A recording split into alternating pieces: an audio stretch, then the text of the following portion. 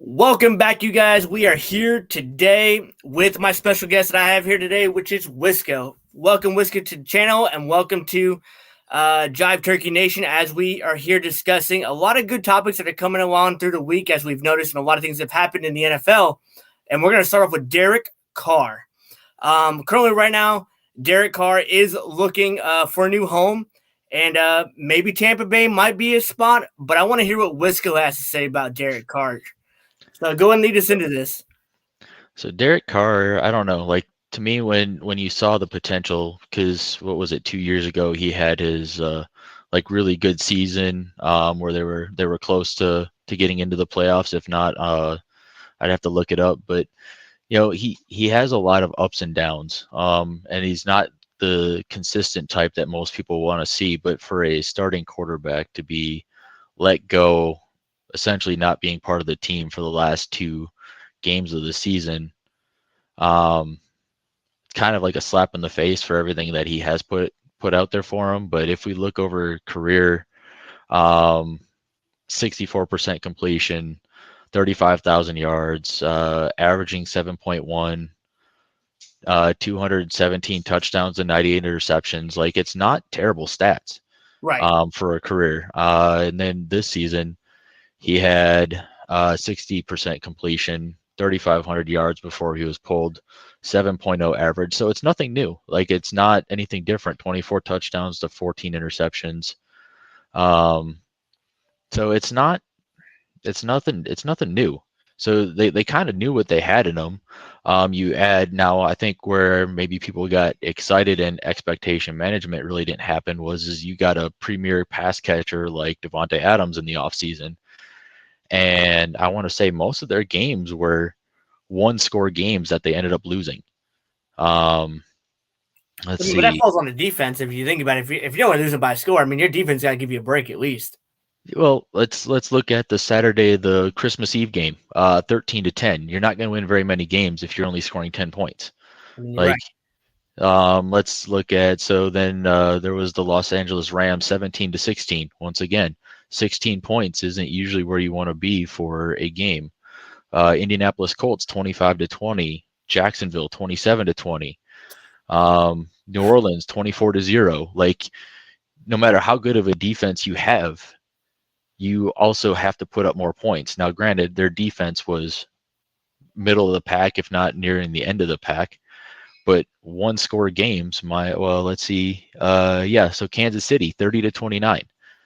They were close.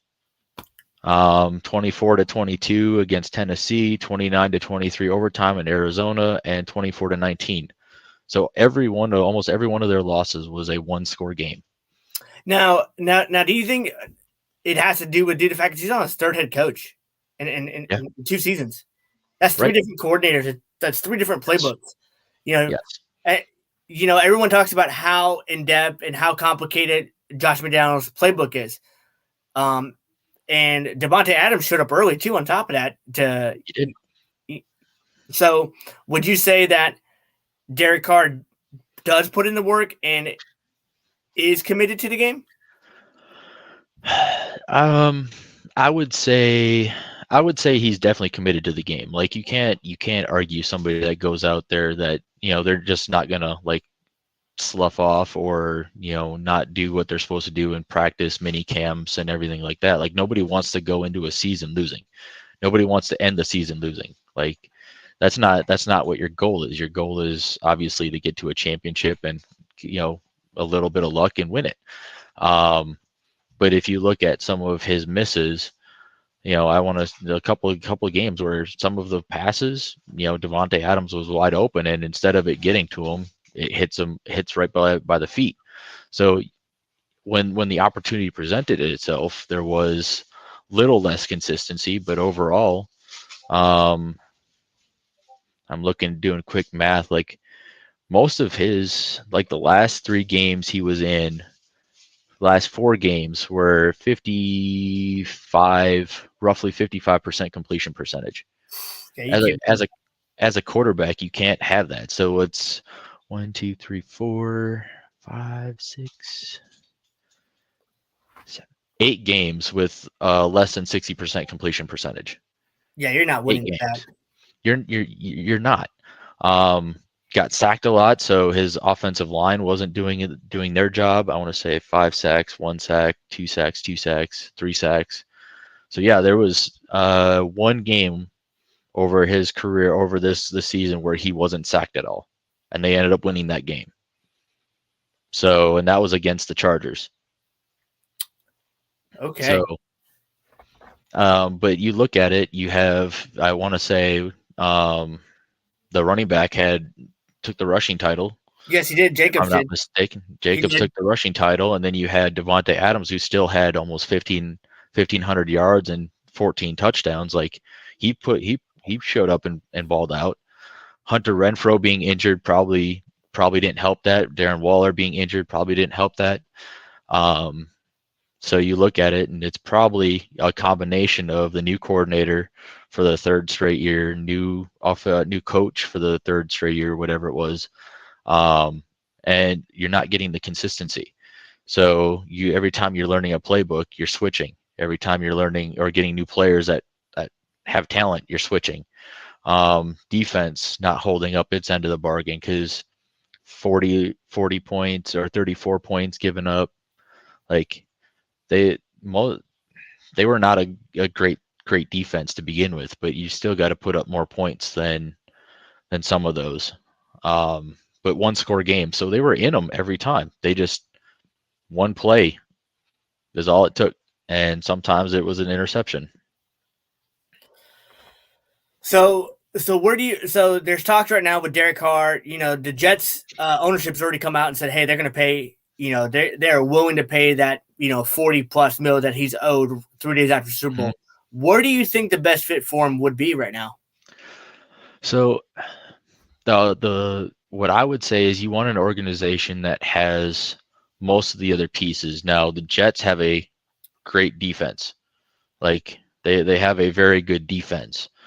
They have some talent coming up in the wide receiver core that, now granted, some of them were freshmen, so we'll see what they do in their sophomore year. But I honestly think the Jets they want him, and to have a experienced quarterback that can play is great. But I think there's going to be one quarterback controversy because Wilson isn't exactly going to just step aside, because as a competitor, you don't want to be the one sitting on the bench. But there's a lot of bad press, a lot of bad media around it as well. Like it's not, they were close. Like the Jets had some talent, but once again, it's you need an organization for him that's going to help him to finesse his throwing motions, his 3 to 5 step drops. You need a defense that's going to help him out too, because let's face it, every quarterback isn't immune to fumbles and throwing interceptions. There isn't a quarterback out there that doesn't have that happen to him. So you need a defense that can bail you out when it happens. And that's not going to happen unless he goes to the Jets. But I think the Jets organization, I think there's still some novice people on the staff that may not tap into him as much. Now, if you were to take it and truthfully, you need somebody who understands quarterbacks. Now the Patriots have no need for him because they actually have a pretty decent quarterback when he's playing well. But to pair him up with a Bill Belichick, that would be an outstanding thing for his career, or to sit him behind a quarterback that's already out in the field, that has some experience, but that's nearing the end of their career, like a Matt Ryan, because let's face it, Matt Ryan was a very good quarterback at one point, and ever since that Super Bowl, he's been kind of going down. So whether it's just all mental for him, but once again, I mean, if you really talk about mental, then look how Carson Wentz never recovered. No, he didn't. I mean, yeah, it's like you have to find the right coach, and it's kind of sad because I think this year has been a perfect example of what good coaching can do for players and the team. Right. Let's look at the Lions. The Lions started off terrible, but I think they ended up winning because of their head coach. The mentality their head coach brought to it, to treat them like players, to not like assets on the field, to have that kind of like the old player type mentality in his bones, in a sense, to where, you know, there's people that just have a natural leadership ability that are drawn to them. So you need somebody like that. So maybe the Lions, because let's face it, you know, the Lions, their quarterback, he's bounced around from team to team for a reason. Now, granted, he played okay, but Derek Carr, I think, is still one step ahead of Goff as far as talent goes. Okay. So the Lions would be a good fit for him. You know, they go out there, have a quarterback battle, but you get somebody that can get the most. Like if he wears his heart on his sleeve, which, based on the tweet and everything else, kind of looks like Derek Carr is that guy. So you pair that up with somebody else who has his heart on his sleeve, like the coach of the Lions. Dan Campbell. Yes. And then therefore that might build that relationship and that confidence that he needs to go out there and play like he used to. Yeah, because I remember when he first came in the league, man, like he was ripping it. And He was. His older brother, didn't he didn't have a great career in the NFL because obviously they didn't have an offensive line. But right. I think Derek is very coachable, and he wants his team to be close knitted, and like you just exactly elaborated to, like with the tweet and the gifts that he gave his teammates. I think that just shows the type of individual he is and what he brings to the table. And I think putting that old bone like we talked about, which is Dan Campbell, and putting that with Derek Carr, I think would honestly be a good fit. And not a lot of people are talking about, actually that type of move there. I mean, the Jets are trying to make the move. Right. But even, they're talking about possibly the Panthers as well too, but I don't see it because the biggest problem I see with a lot of teams currently right now that how they're constructed is there's a lot of turmoil of not having a head coach there. So why would a player like Derek Carr want to go to a team that he doesn't know who's going to be coaching him? He doesn't want to go through that again. Right. Well, if he wants to play, that might be his only option. But you look at there's still a lot of shakeup that's about to go down. Obviously, the playoffs will have a very big indicator because there's the speculation that there's a few coaches out there that if they don't win their first playoff game, aka Mike McCarthy with Dallas, and I want to say there was Mike from the Chargers. The Chargers. Like if they don't go out and win a game in the playoffs, their head coaches could be under some massive scrutiny because they have the talent. Or even look at Miami. Like they started off hot, then they got cold, then they played okay enough to get in. But they're needing a quarterback because let's face it, Tua truthfully had probably 3 concussions, documented 2 of them. So he really could be 1 concussion away from never suiting up ever again. And Teddy Bridgewater hasn't been that guy. Like he had that bad injury a while back in Minnesota, and it really kind of messed him up. And I don't think he's fully recovered from that. But you have a lot of teams that you still don't know what's going to happen. Like they're still trying to figure out their own organization, and to rush into a decision for whether it's an organization or the player, I think would be a very, very bad move because you got to let the dust settle before so that way you can see the picture clear.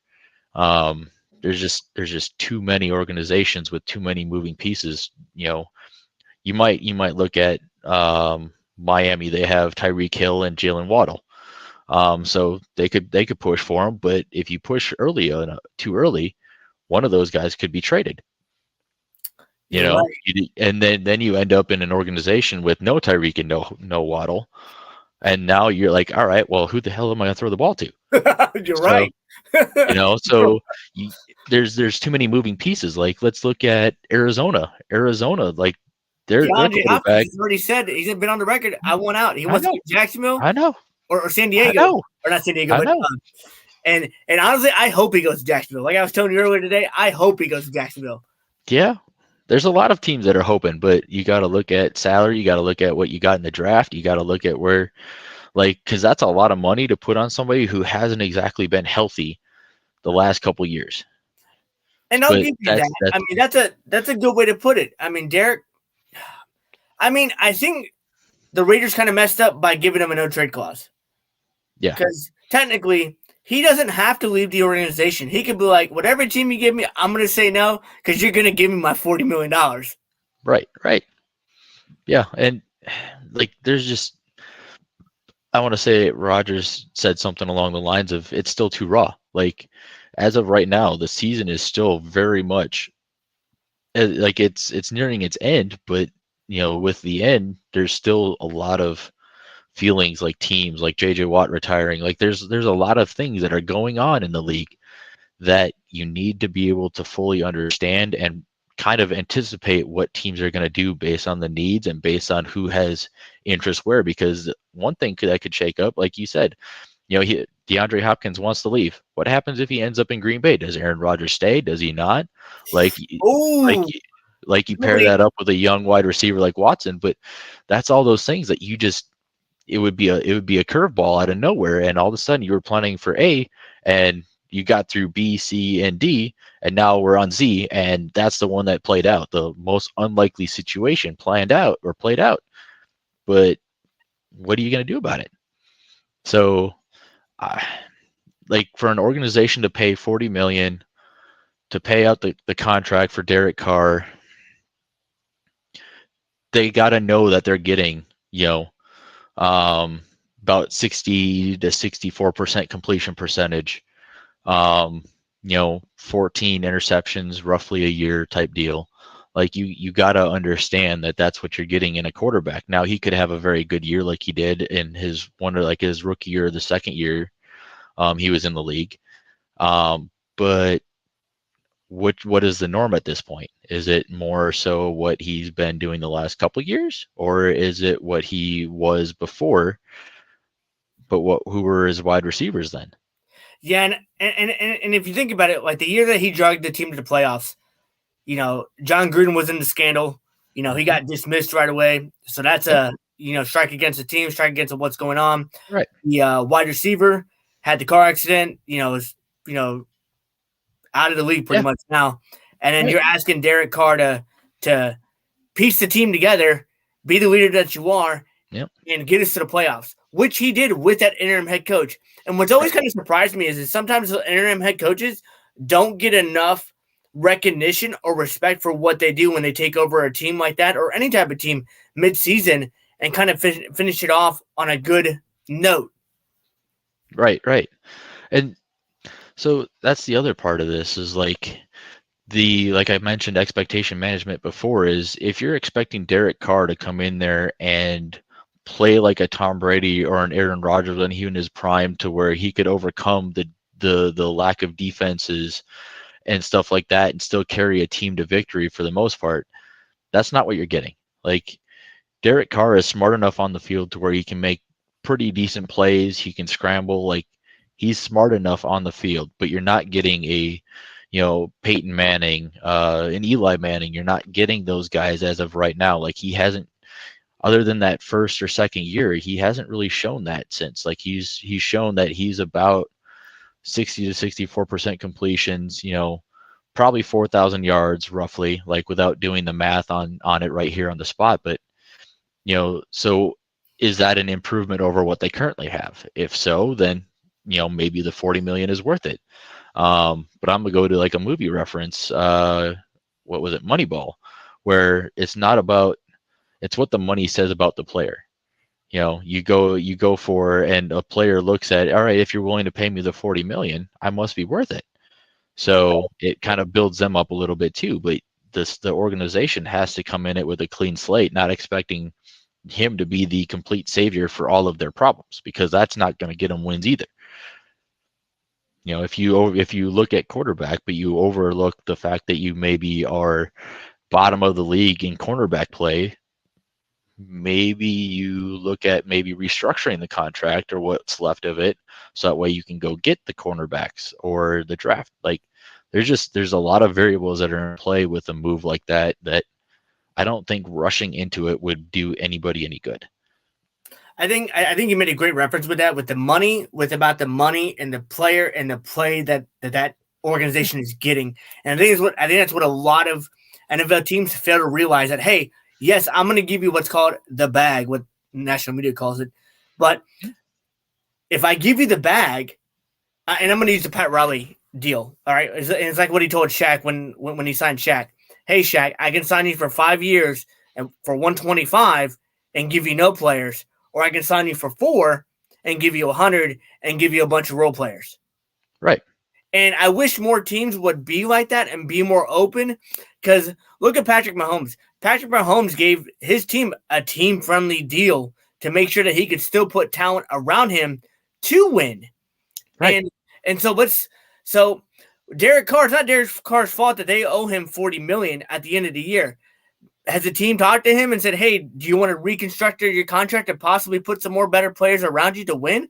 No. Mm-hmm. They're just like, hey, man, we just want to ship you off, and you're going to figure it out from there. Right. Yeah.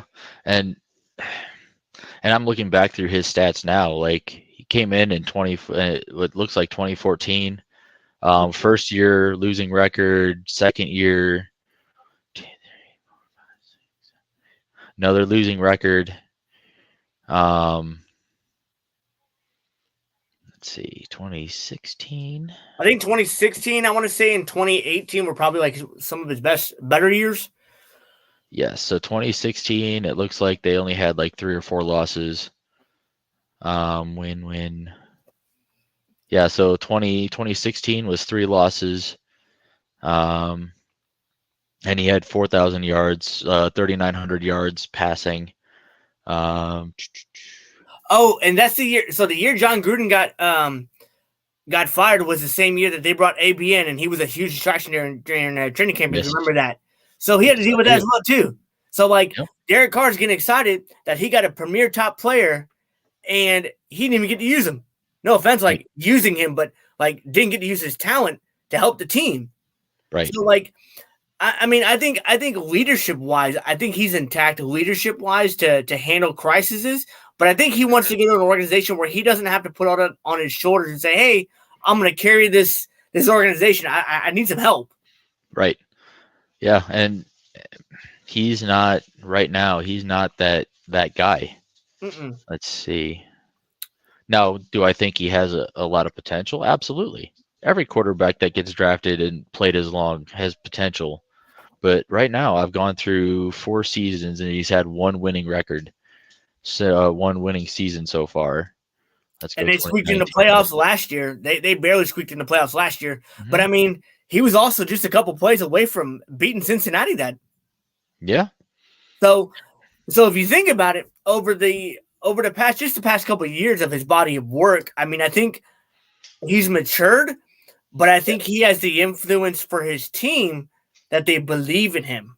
Right. But you got to give him not a top 30 defense. You got to at least give him like a top 20, top 18 defense to have a chance to win. Yes, absolutely. But that's why, like, it's very important for Derek Carr to understand, organizations that are out there looking, which organization has got already a pretty solid defense that can give him at least the defensive portion of it. Like, if you don't. Jets. But the only thing that concerns me about the Jets is they let their offensive coordinator go earlier this week. So, I mean, if I'm. But he's already going from one coordinator to another by trading teams. Like, no matter what he does, he's starting over from scratch. So if they go in with an offensive coordinator that's new, that has fresh ideas, that might be beneficial. But once again, we don't know what the defense is going to do. Whether the defense is going to stay intact, like they got Sauce Gardner, like he's definitely a premier cornerback in the league. But are they going to lose anybody else in the trading or free agency, or is anybody going to get injured, which you can't really account for? But there's a lot that goes into it that he has to then assess prior to making his final decision. He has to have like a top 5 where he'd like to go, where that's actually possible. And then as offers come in, then that's kind of where he weighs it out. Like, where does he want to move his family all the way across the country? Does he want to stay there? Does Devontae Adams travel with him? Like, Whoa. That'd be a crazy twist. I mean, because Devontae Adams was really upset when he heard of the news of him leaving, or one of him just leaving the facility, not being part of the team. Like, Right. he made it very apparent that he said, "Hey, I came to the Raiders to play with Derek Carr. That is why I came." Yeah. And you're ripping away somebody that he knows he has faith in, he has a relationship with. They went to Right. college together. Like, that's his dude. Yep. Absolutely. And that's the part is like that would be a pretty bold move. Now, whether or not the contract for Devontae Adams would allow that to even happen, I doubt it, because it was what, a 4-year like ridiculous Amount amount. of money. Like a team isn't going to recover and just let you go like that. Like that's not how it's going to go unless the other organization's willing to eat whatever they were supposed to pay him. And most organizations right now don't have that salary cap. No, especially right now. Like, a lot Yeah. of teams are strapped. Now, like, here's and I'm gonna throw a curveball your way. What All about right. Jerry Jones? You think he might make a, Nah. a play? Nah. I if they're gonna make a play, it would be to the guy that backed up Dak this year, because that dude actually showed some skill. Like he showed consistency, and it wasn't like he was trying to do too much. Yeah, Cooper Oh, you're Rush. talking about Stidham. No, that was Jerry Jones's Dallas, and they had Stidham took over for Derek Carr in the last 2 games. But Right. for Jerry Jones to get rid of Dak, I don't think would be a bright move, because they paid him a bunch of money too. I But mean, they they could have essentially Cooper swap. Rush. They could do a swap. Nah, I don't believe that would give them. I don't believe Jerry Jones is gonna pull that. Um, I don't know. To me, I think, as much as I hate to say this, because Mike McCarthy was a Packers coach at one point that did lead him to a Super Bowl. I think it's coming. I think it's coaching. Like, yeah, they're 12-4, but they haven't won a playoff game in 5 years. What was it? 5 years, 6 years, something like that. Yeah, about 5 years. Yeah. So at this point, when you're paying that many people that amount of money with Zeke and Dak, and now you've got 88 on over there, like they have a lot of talent on offense, and they've got one of the premier rushers in the league as well. You To got not Zeke and win you a got game, Pollard. exactly. So imagine if you dump Derek Carr in that situation there. Yeah, I just don't think that they're gonna do it. I That would be, I think, a bold move, because then that would tell the league that Dak Prescott wasn't worth it. I mean, but he's also, Jerry Jones, and not to come off of Derek Carr for a second, but Yeah. Jerry Jones did say that he overpaid for him. Oh yeah. But you overpaid. When does that start making money in their favor? Like, at what point in this contract does that actually start working out in their favor? Because they paid a lot of money over the course of 4 years, 5 years. So is it impact the team more so now because it's later in his contract? Is there more guarantees to help ease it up? Is there more, player bonuses that help ease up the contract requirements? Like, there's just a lot, and I think there's a lot of chemistry. So you talk about chemistry. So you got, Mike McCarthy's been there for a while. Their offensive coordinator's been there for a while. Their defensive coordinator's been there for a little bit. And then you throw a whole new quarterback into the scheme. All right, well, now everybody's got to learn how to play with Derek Carr. Well, they're winning right now. Right. Let's be real. They're winning enough to get into the postseason right now. Whether they win through the postseason is another story, but you're not going to switch up quarterback play when you have a very good winning record right now. So you'd want to look at teams like, I've seen reports that, maybe the Raiders go after Tom Brady, but for me, I think Tom Brady won't go there because they don't have a defense. They don't have a defense. And not, oh man, and that's, oh man, I think so. Before I move on to Derek to Tom Brady for a second, if I'm going to pin you to this, so I want to know, where do you see Derek Carr playing in the near future? If you had your choice, where would you like him to end up? Where do I think he would have the most benefit?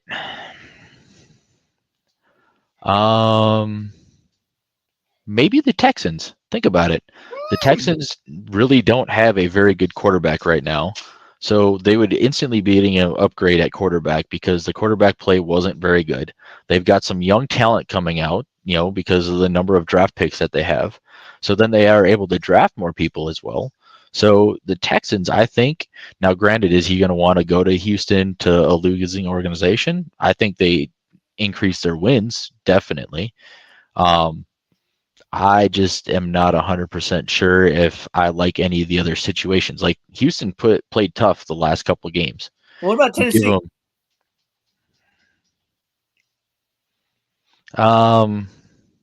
See, I think Tennessee has the pieces. I think they just rely too much on Derrick Henry to tote the ball 35 plus times a game in order to win the games. Like they need to use that to their advantage to where, you know what, we're gonna make it look like we're giving him the ball all the time, but we need to start disguising some different things like what they did against Green Bay, where he does like a little jump pass and Derrick Henry throws a pass to the guy in the end zone. Like they don't do that very often. Right. But they have a solid guy that's definitely can tote the ball. So why not make defenses think that they're giving him the ball all those times and then disguise some decent like rollouts or options to where like you have a wide receiver come down, they hand it off and he tosses it back to the wide receiver and then he throws like it's a lot of gimmicky plays, but there's a lot of people that are going to crash the line as soon as Derrick Henry gets the ball. So 100%. why would you not? So I think they have the pieces. I think they just need to relook how they're executing and what they're doing to make teams be honest, where they're not going to put, 9 guys in the box or 8 guys in the box every time, because if they do that, then, then they're going to have issues. Makes sense. So yeah. So Houston makes sense. You got a second? Yeah. Yeah. It's all right. My daughter's right here. Oh, you're good. So, all right. So let's talk about your boy, JJ Watt. Okay. He retired, unfortunately, but I felt like he did not get the recognition he deserved. Arizona did all right, but did Arizona do right by him? So that's hard to tell because we don't know what's going on in the league, what's going on in the room. Please stop. Okay. You don't know what happened in the league, but if you watch the videos come out, they did a tribute to him in the locker room. Like he wasn't preparing for that, like he wasn't planning for that. But for somebody that decided he was going to hang it up, I think the way he did it, the way he didn't make it all about him right then, 5 games out, it was kind of like nobody knew this was coming until he put it out on Twitter or whatever it was. So I think the organization, I think he did it the right way, which allowed other people to kind of follow suit. Because if you know it's going to be your last game, well, let's say Aaron Rodgers says 2023 is going to be his last season. Every game is going to be like, oh, well, how do you feel now? Or like it's going to exponentially put more focus on him versus the organization.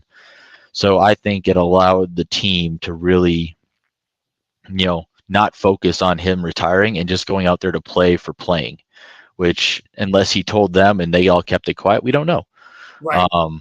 We just don't know what happened in the locker room. But I think for a player of his caliber, he did it the right way, which allowed the organization to kind of follow suit.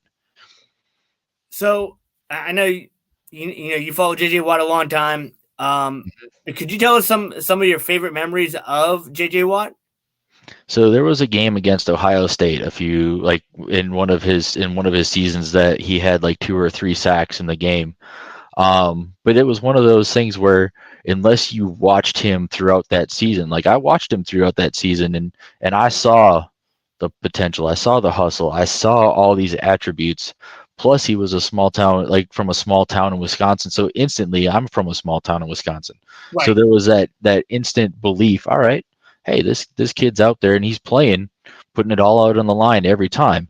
So I think what really threw me for a loop, and this kind of goes on the Houston Texans, but when they drafted JJ Watt, the fans booed it because they didn't think he was going to amount to anything. I think it was pick 10 or something like that.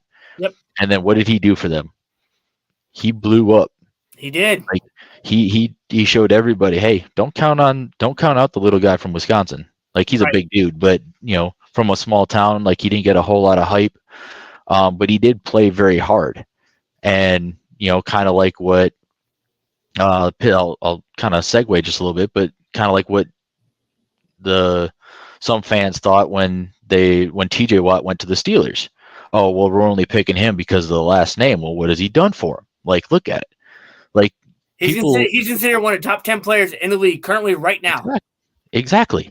So to me, when I saw all that stuff, like I truthfully, wholeheartedly would, if I was part of the Packers organization, I would have bet the farm to go pick him up number 1 overall.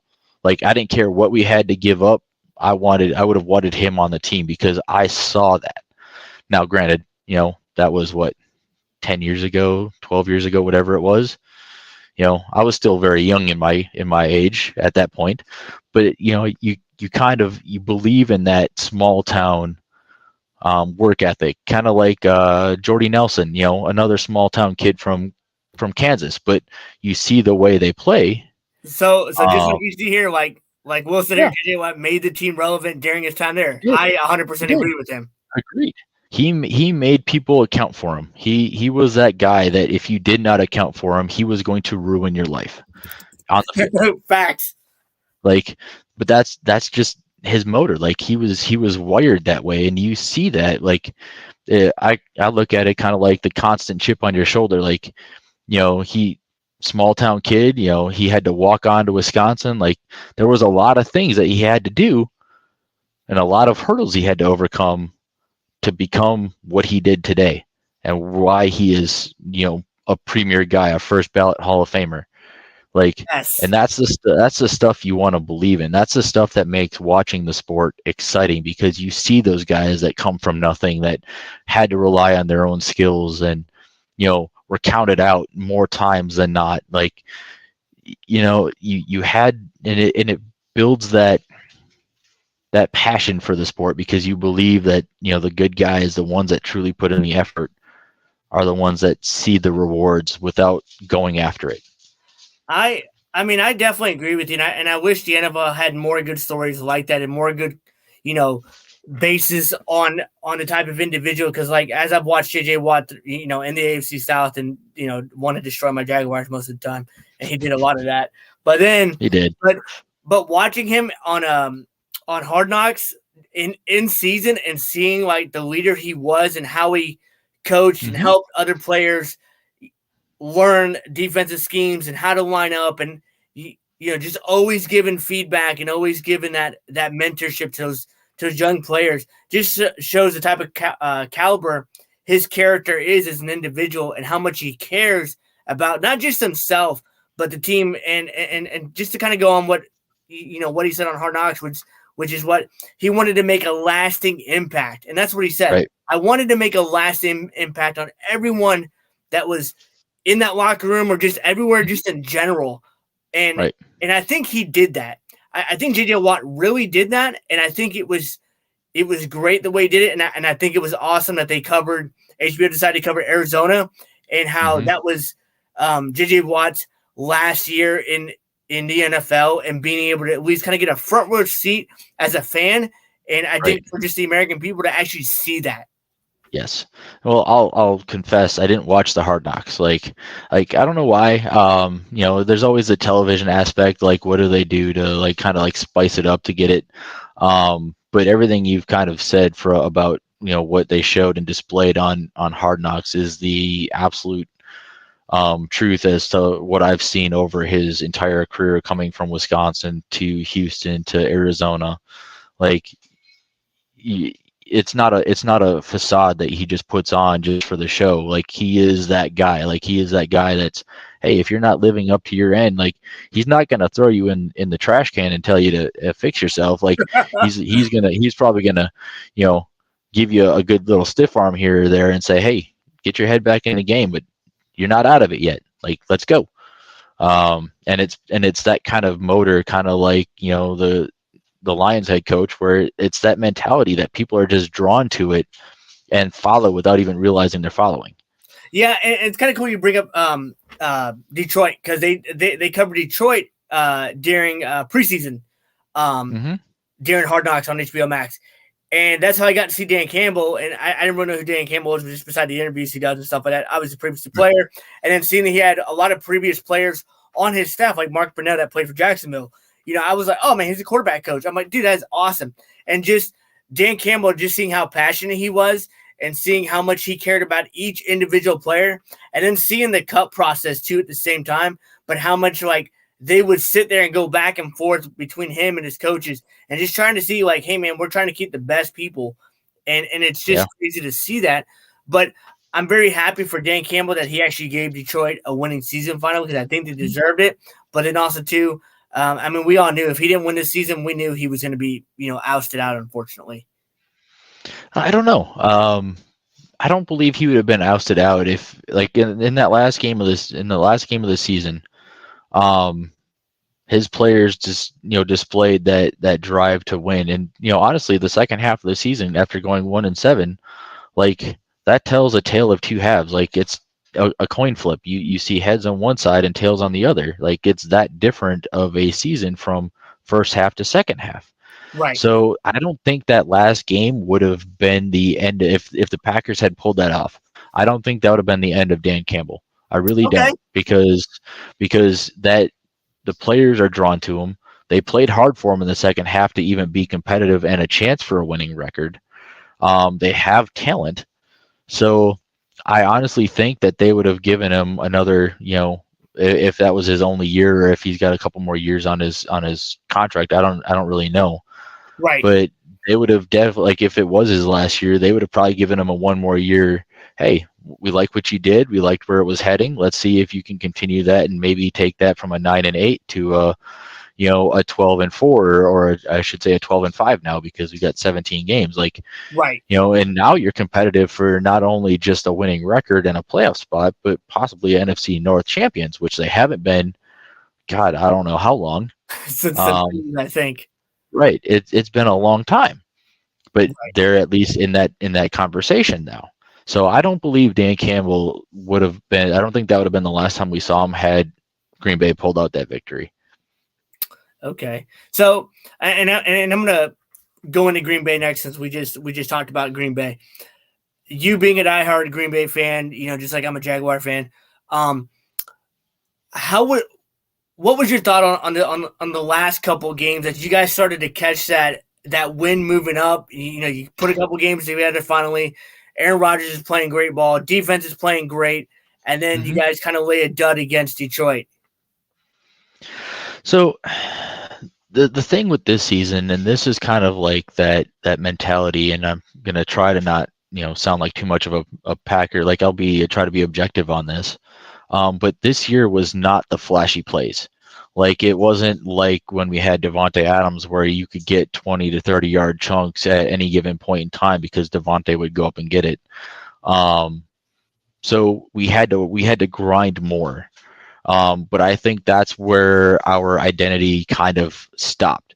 Is we had the pieces to be an outstanding defense, and it showed in the first 4 games, because we stopped Tampa Bay, we stopped quite a few players. Like we were 3-1 before we went to London, and we were winning most of that game against the Giants, and then lost it at the very end. But nobody expected what transpired after that to have ever happened. But they were the slow, methodical. If you're in the lead, that's the way it's going to stay, because we had A.J. Dillon and Aaron Jones as 2 premier running backs who were getting darn near 5-6 yards a carry most of the time when they were getting significant handoffs, touches on the ball. Plus, they catch the ball out of the backfield. But if we had to catch up or if we needed chunk yards in a short amount of time, we didn't have that. Christian Watson didn't start coming on strong until the end of the season, which is why I think we were as competitive as we were at the end. But you look at it, like he really broke that monkey off of his back in the Dallas game, where he caught the 3 touchdowns and everything else. But yeah, so they were the slow methodical, and that's where it hurt us, because we weren't able to be effective when we needed to be in the red zone, because we didn't have those kind of plays to where teams would figure out. And in that last game against Detroit, it really felt like a lack of imagination, a lack of drive, and players not almost feeling like they wanted to play. So like when you look at the game, the tale between the Detroit Lions and the Green Bay Packers, Dan Campbell left it all out on the field. There wasn't one play in his playbook that was off limits. And I think Green Bay looked at it from the other perspective, where we win and we're in, so we're going to play a little bit more conservative, play to our strengths. And I think that's eventually what ended up hurting us, because we couldn't get those chunk plays like we needed to. And then the other aspect of it is and I pointed this out to my brother earlier in the year. I think it was week 11 when everyone was like, "Oh, Aaron Rodgers ain't that. Like he's trash. He's not that good." His stats from 2011 from this year week 11 from last year when he won the MVP, he was 1% off on his completion, so 65 to 64 or something like that. He was averaging maybe 30 more yards through the air a game. His interceptions were up by 2 or 3. So it wasn't that far off. And his touchdowns, at week 11, week 12, he was still tied for passing touchdowns with Geno Smith in the league. So people are looking at Aaron Rodgers as being the main reason we lose. No, the team lost. The other aspect of this is we're so used to Aaron Rodgers throwing 35 touchdowns, 4,000 yards, 4 interceptions with a 68 to 69% completion percentage, and he's been doing it since he came in the league, that we're still expecting him to be immune to father time to be able to continue to play that way. So, it's one of those things. Now, did he miss some throws in that game? Absolutely. But did the players drop some balls? Absolutely. Did the defense kind of screw it up, like when the dude walked down the line and knocked the ball out of the hands before the field goal before halftime? Yes. Yeah, that was wild. That's all the stuff that it was an undisciplined team effort is what it really felt like, with no imagination and no fire on the field. The coach getting into Quay Walker's butt about knocking that ball out and then pushing the athletic trainer. Yeah, but that was the only fire we saw. I think emotions can make or break. Like, obviously, the game is a very competitive game, and as a guy that's played sports most of my life, emotions can either make or break your success on the field, no matter what sport it is. If you channel it and harness it to be, that you can become a stellar player. But if you use it and it starts, you start tipping the scale the other direction, that's when you end up with a pushing the athletic trainer, or now it's becoming too much, like it's too much of a mental game and you're not catching the ball, you're not tackling like you're used to or like you think you should be. So it's that fine line. But once you hit it, once you hit that line, like that's when you end up like Christian Watson having the 3 touchdowns against Dallas. Like, he was out, like nobody thought he was going to really do anything. But you ride those emotions, and if you ride them too far or too hard, you're going to end up with that situation. And I think he let the team down, like allowing his emotions that way, because instead of a 49-yard or 48-yard field goal, which their kicker missed a 47 earlier in the first half, it turned it into a 15-yard penalty, which made it a 30-something yard field goal instead. Significantly easier to make as far as completion percentage. So instead of going in, 9-3, it ended up going 9-6. Okay, well, you look at the overall end of the game, we lost by 4 points. So you play that a little bit differently, because now you need a touchdown. Now Mason Crosby, hit the upright on one field goal attempt from 53 or something, and it didn't quite bounce in. You're looking at 1 point, but if you have that 1 point or that 1 point to spare to begin with, you're going to play that second half a little bit differently because all you need to do is get in the field goal range for at least a shot instead of trying to drive 75 yards for a touchdown. You know, Yeah, it changed it the whole play call. changes your entire playbook and the approach. Now, granted, he still shouldn't have thrown that ball to Christian Watson or whatever it was, but at that point, you're not going to single out just one play. That was an effort, or I should say, lack of effort across the entire spectrum for the Green Bay Packers, and it was on obvious display. And I told my brother this when I watched it. There was a reason the Packers were 4-8. We were starting to get excited because they looked like they finally shook that monkey off their back. But once again, at the very end, the reason they were 4-8 is because they don't have the necessary players or the drive from all aspects. Like, you could have the coach that tells the right story every day, but if the players go out on the field with thinking, oh yeah, we got this because it's the Lions or whatever it was, you go into it with the wrong mindset, you're not going to win many of those games. I mean, a lot of people do that. I mean, trust me, when Jacksonville went to go play Detroit and we had just beat Baltimore, I literally thought that I'm like, hey, that's a win.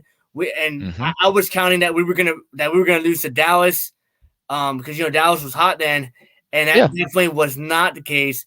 Jacksonville went in to Detroit, got smashed at Detroit, but turned it around because of that loss, because they probably all thought, oh yeah, we should beat Dallas, or we should beat Detroit, excuse me. And it kind of almost goes back to what the media was saying 2 weeks ago about what's called a meaningless game, and there is no meaningless game in the NFL. Right. Yeah, and that's the thing is, like, you hear the term trap game a lot, and I think this might have been that like the actual real definition of what a trap game, because you come off of a 41 to whatever victory against Minnesota, who was crushing people. Yes. You throw up 41 points against them going into the Lions' final game of the season at home, and now you're riding that high, but you're riding it the wrong way. You're not looking at it, all right, well, hey, this is a different team. They've got some decent playmakers, but you're not gonna overcome the mental errors, like Aaron Jones fumbling the ball in the red zone after he caught the ball, Aaron Rodgers throwing an interception, players dropping easy passes over the middle. Like, if you look at, I think, Aaron Rodgers' stats before half, where like he had like 3 or 4 incompletions going into the halftime, but 2 or 3 of those were blatant drops by the receivers. You change the whole dynamic of the game, because, all right, you just gained 10 more yards on that drop, 12 more yards on that drop. All right, well, that could mean field goal range. So now, instead of it being 9-6, it's 12-6 or 12-3, depending upon, knucklehead deciding he wants to go push an athletic trainer. But it changes the entire dynamic of the game, because we were in the red zone 5 times and we come away with 1 touchdown. Like, you're not going to win many of those games because 3 points is not the same. So, real quick, to come back to Derek Carr real quick, because I got people in the chat here. So, DePump King has said that if Brady retires, that he would be a better fit down in Tampa for Derek Carr to go down to Tampa and replace Brady. What do you think? I think anything is possible. You get a fresh start, fresh team. He had been, with the Raiders since 2014, and we all know what it's like when you change jobs or something. Like, there's some nerves, there's some, excitement, but there's also some anxiety. They have the talent, but really, he's got talent in Los Angeles, or in the the Raiders. Why wasn't he able to win there? He had Devontae Adams, he had Jacobs, like, he had Renfro for part of the season. Now, granted, he got injured, but you had people. So what's the difference between going from there to Tampa Bay? You've got Mike Evans, you've got Leonard Fournette kind of puttered out, but you got a young, running back who looks like, what was it, Rashad Jones or something? Yep. So you've got young talent coming in there, but once again, he had talent where he's coming from, but he wasn't able to win there. So what's going to change going from Tampa? I think the biggest difference might be the defense, maybe, but even still, right now with Tom Brady, they have a losing record, and the only reason they're in the playoffs is because that division is trash. The worst. Truthfully, I thought my division was bad, bro. Yeah, I That know. that one, you got in with, you could have got in with a losing record. Yeah. I Didn't mean, they get in with a losing record? yeah, they did. Yeah. They did. Yeah. So And they got that's the smashed by point. Atlanta. Just Yeah. let's just move to Tampa really quick. Okay. Atlanta smashed Tampa, and Tom Brady came into Atlanta talking like, "Oh yeah, we're all gonna play." What they should have really did is they should have really took it as a bye week and then moved into to play Dallas. Well, and that's the thing is like here you play this game and it's everything is about momentum and efficiency and on a team that is already having a losing record. So there's some things not going right. Whether it's defense, whether it's their offense, whether it's guys not making plays, whatever it is. Playing them in a real game keeps them a little bit fresher than if you give them a bye for a team that already has a losing record. Now, if you're like 17 or 16-1 or 15-2, whatever your record is, all right, well, those two losses are kind of more of a fluke and the odd data points versus, hey, you lost 9 games and you only won 8. The only reason you're in this dance is because the rest of your division is trash. You got some things to figure out, and that would have been the game to try some of those new things, not to give up the whole playbook or anything else, but let's throw in some different packages, some different personnel things, and see what happens. That way you can expire or really get some real game feel for how you think your playoffs are going to go. Now, granted, you got Tom Brady, so anything is freaking possible with Tom Brady because let's just face it, he's not 45 and still playing because he's a nobody. Like he's a somebody, and he can make they could start getting on a roll in a heartbeat, and poof, there you are, you're in it. But here's if you're going to look at that for a bye, the Chargers, I think they had nothing to gain by winning the game. They had nothing to lose by losing the game. And their top And wide receivers Mike Williams is now out. So do you play him for? And that's kind of like one of those things. Maybe play him for a drive or two, and then just to kind of keep him a little bit sharp and game feel. But then take them out because there is nothing to gain or nothing to lose because you're set in the spot no matter what happens. Exactly. And Tampa had nothing to play for either. They were still going to be the same seed. So no Right. matter what, Right. you have a home playoff game, and you already know you're playing Dallas. So Dallas and Tampa had nothing to play for. They should have just rested everybody and came back to be fresh. Just like what Tennessee did against Jacksonville. Yeah. Tennessee rested everyone, and they gave us everything they had on week 18 against Jacksonville. Now, I definitely want to hit another hot topic that everyone's asking about right now. And everyone is covering it, and everyone's talking about it. I am sold on this, but I'm going to go to highlight it because the Pump King was like, hey, dude, and he wants to talk about it, and I'm about it. All right, Lamar Jackson. All right, he is killing the headlines. We both know that. Okay, he's from Boynton Beach. I was down there in the area when he was playing high school ball. I don't think I literally think the Baltimore's going to slap him with that franchise tag just to slap it in his face. I don't know why he went to Twitter to decide to discuss his medical issues. No one cares. If you're a fan, no one cares about your medical issue. Nobody does. Shannon Sharp says it all the time. If you're on the field, you better perform. And everyone's always said that. Do you think Lamar is going to stay?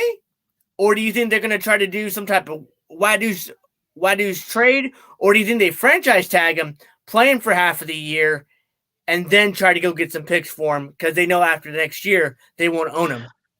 So this is kind of like one of those two folds. I don't think you can look at what Shannon Sharp says for this situation because it's a knee, so it's a grade 2 MCL sprain. Now look what happened to RG3 when they tried playing him with a knee injury. It ended up ruining his career. which then if they do that, they lose all trade possibilities because now he's actually got a significant injury. Now, for trading purposes, like if they do, um, what are you hoping to get for, and what realistically are you going to get for him? Like I think he's a good passer. I don't think he's an elite passer, but I think what makes him the dangerous aspect is he can get out of a phone booth. He can move around in a phone booth, and that's what makes him so dangerous, is because he can extend plays in a way that most other quarterbacks like Josh Allen and Patrick Mahomes, like even those guys, like they're just a little bit larger in their size. So getting a 230-pound guy to stop, turn around, and run the opposite direction in a split moment to make a defender miss isn't their thing. It's like Ben Roethlisberger. He was good at getting out of tackles because he was so big. But that's the thing, is like Lamar Jackson is not that big. Like he's very fast. He's very speedy. He's quick on his feet, and he's very nimble. So he's not one to go lose his balance very easily. So we look at this and we say, yeah, they could play the franchise tag because once again, they have a decent record. It's not the best record, but we look at what was it last year? They went for the win 3 or 4 different times and ended up losing because the 2-point conversion that would have won them the game ended up costing them the game. And instead of being the number 1 seed, they ended up the number 3 or number 4 seed. Yep.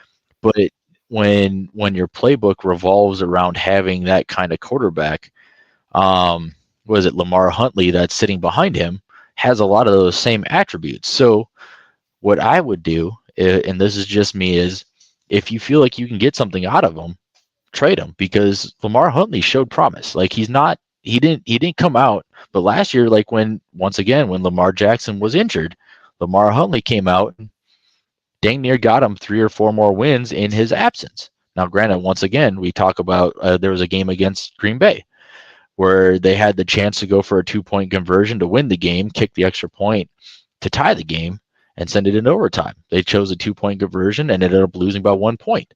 That happened to them 3 times or 4 times last year. So from a coaching perspective, you have a lot of the same attributes in Lamar Huntley that you do in in Huntley than you do in Jackson. Now, if you feel like you can get a second or a 2 first rounders, 1 first rounder this year, 1 first round next year, absolutely trade them. Because think about it. Because now you've 100% increased your number 1 draft picks for the next 2 years. Yep. So now you can really build a upcoming team off of a quarterback that showed some poise in the pocket, that showed some ability to win some games, that showed some promise. And it's not changing the playbook too much because Huntley can run just like Lamar, not as fast. He's not going to do the 3-second or 3-cone drill just as fast as Jackson did. But if you can get that many picks off of him, absolutely trade him, because there's teams out there that need quarterbacks that will overpay. Absolutely. And I think you bring up a good point in that, because a lot of people are just talking about just doing like an even trade between him and Justin Fields. I don't think you even trade Lamar for anything. There was no even trade for Lamar. I'm sorry. No. He's he's a unanimous MVP. First off, yeah. He can. Depending on how he comes back from the PCL injury, all teams are still gonna have that thinking about RPO option for him, and are always gonna plan for that. Right. So I think you're right. If you could trade him for two first round picks, I think that's what you do, and maybe some draft capital. But I mean, right. I think 2 first round picks, I think is fair. I think it's either that or you get maybe a first and a second this year and maybe a third next year. Like that, I think is still fair, because there is the injury aspect where he's been injured the last 2 years. Yep. Like he's taken injuries, which hasn't allowed him to be on the field. So to give 3 first rounders or whatever, or 2 firsts and 2 seconds, I think is way too much. But if you get like a first, a second for this upcoming draft, and maybe a third for the next draft, I think that's fair. Like I think that's solid, and you have a chance to start off fresh with Huntley, who, like I said, showed some poise already in the pocket to be able to play games, relatively competitively without getting a lot of significant practice and reps with the first team all year, like Jackson was.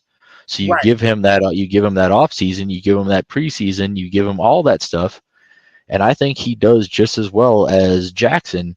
He might not escape a lot of like some of the sacks, but to do a 1-for-1 for Justin Fields, a one, I don't like that. Because what do you like? Justin Fields was injured. Yeah. Like now, what are you hoping to get? Like when you have a mobile quarterback like that, they're going to take hits a lot more than pure pocket, or the guys that stay in the pocket and then, all right, hey, it's time to roll out because there ain't nothing downfield and I've been here for 5 seconds. I'm about to get smoked.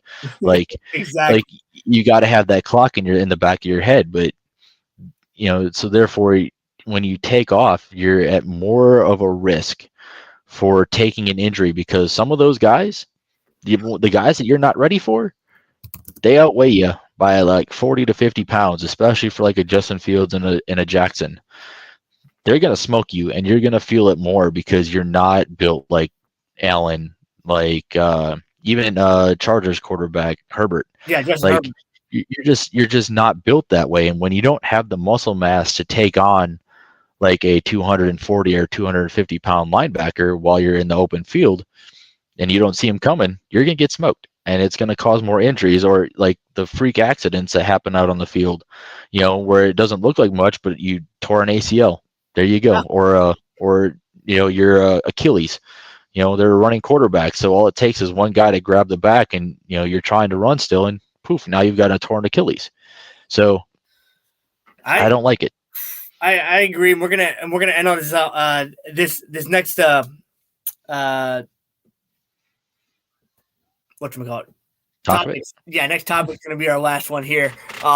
So and just because the optic and the just they've been detrimented, which is the Arizona Cardinals and Kyler Murray and their circus they've got going on in that Yes. organization there. With they were on Hard Knocks during midseason. The GM stepping away, the offensive coordinator getting fired midseason. Potentially, the offensive coordinator was a mistaken identity, and it might have been the GM that actually groped that individual down in Mexico, which are the reports that they're trying to sort out right now. So there's a lot of issues with that currently right now. Them not having a GM, Mr. Bidwell, is interviewing coaches, but how can you interview coaches when you don't have a GM to, have at the reign first? It's almost like you're skipping that portion. You've got Kyler Murray injured, and you've got DeAndre Hopkins that's mad and just wants to win. And that's why he went there, was to win. You got AJ Green, you've got DeAndre Hopkins, and you've got Kyler Murray that was offensive player last year, and now is injured and is probably not going to be ready for the beginning of the season. And he just went against his head coach that he's known for years, and he's fired now. Yeah. Well, and this isn't exactly like because what was it? He had an ACL tear, so Kyler Murray is not going to come back the same player. Let's look at all the ACL tears that have happened. The only one that really overcame it and became just as good, if not better, because of it was Adrian Peterson. Like truthfully, he came off that ACL tear. I think everybody thought maybe 1,000, 1,100 yards over the course, and he damn near broke the record. Yeah, 2,000 some yards. So Kyler Murray is another one of those undersized quarterbacks that I think the organization put themselves in a spot by paying him for being that. But he's what 5'10", 5'11", so he's not even that tall. I wonder what his true height really is. Yeah, I don't know. But once again, like how many quarterbacks that short have success? Drew Brees is the only one that really comes to mind that was short and had success, but he was still 6'1".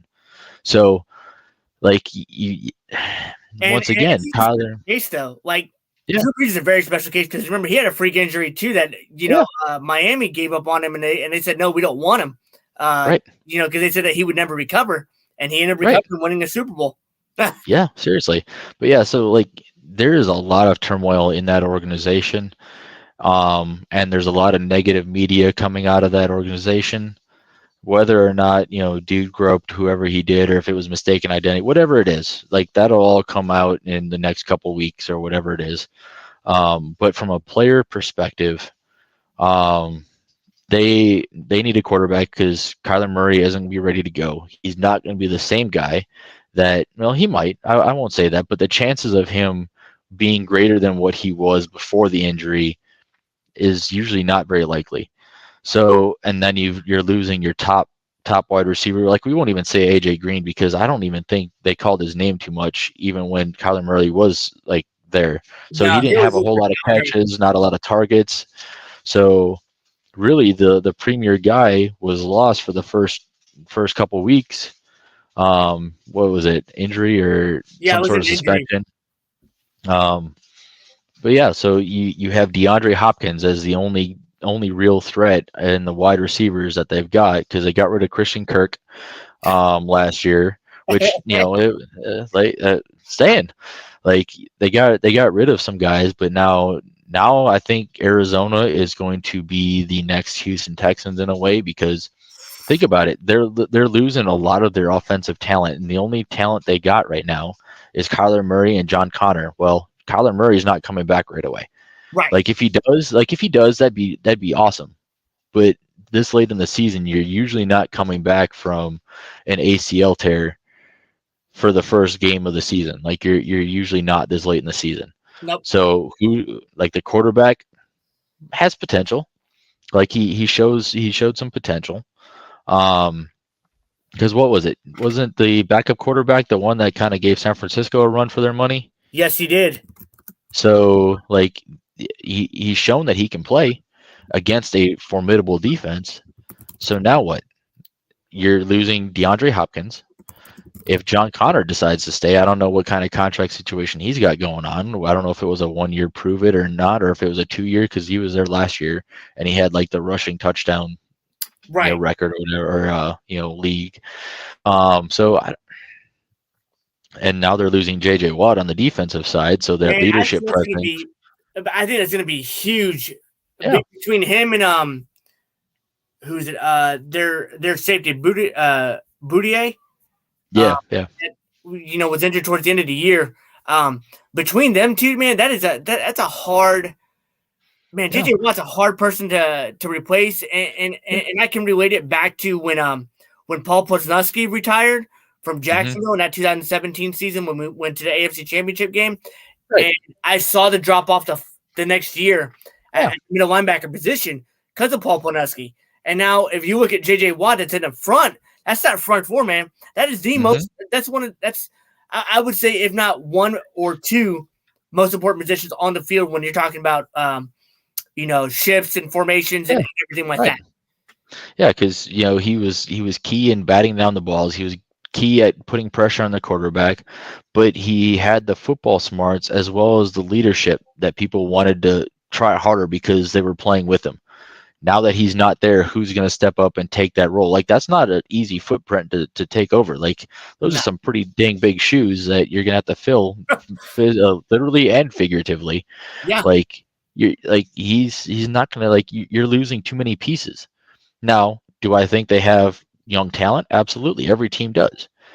But what coach is going to take that and run with it?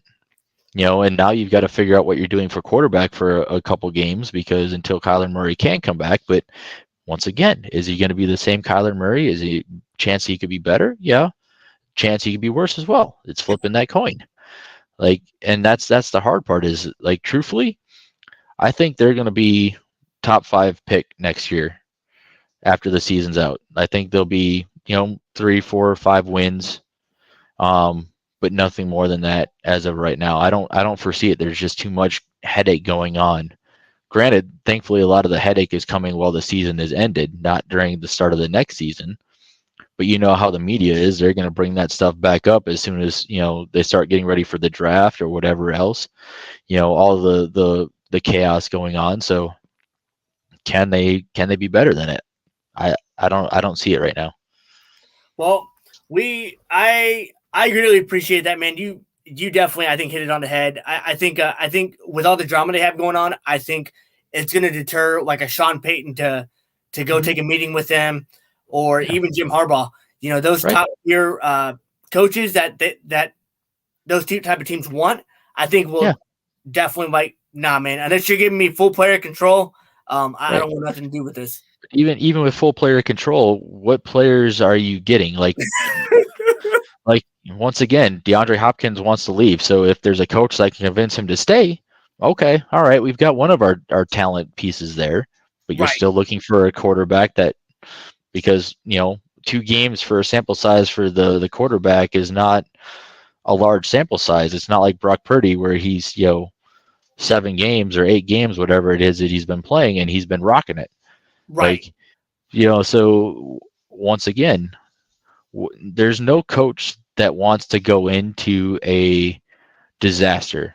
Like if you're walking into a hurricane, like nobody wants to do that. Now, if you're walking into a team, you know what? They're starting fresh, and you're aware of it, and you know what's going on, and there's no additional drama to go with it.